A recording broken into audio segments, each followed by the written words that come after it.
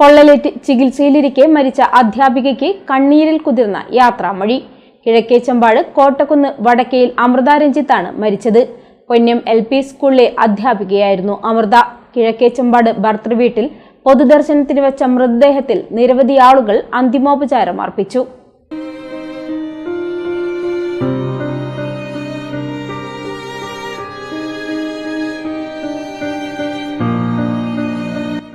അടുപ്പിൽ നിന്ന് ചൂടുവെള്ളം ഇറക്കി വെക്കുന്നതിനിടെ അബദ്ധത്തിൽ വസ്ത്രത്തിന് തീപിടിക്കുകയായിരുന്നു.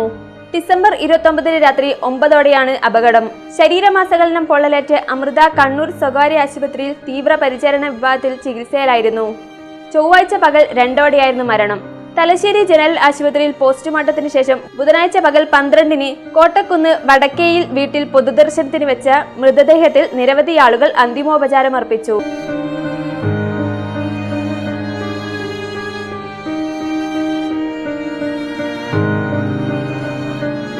പന്നന്നൂർ ഗ്രാമപഞ്ചായത്ത് president KS Noya, vice president KK Manilal, വാർഡംഗം CH ഖാദർ, വിവിധ രാഷ്ട്രീയ നേതാക്കളായ V Surendran master, N Dhananjayan, Vadakkath Santhosh, K Prakashan master എന്നിവരടക്കം ഒട്ടേറെ ആളുകൾ അന്തിമോപചാരം അർപ്പിച്ചു. പൊന്നം LP സ്കൂൾ ഭാരവാഹികളും അധ്യാപകരും അന്തിമോപചാരം അർപ്പിക്കാനെത്തി.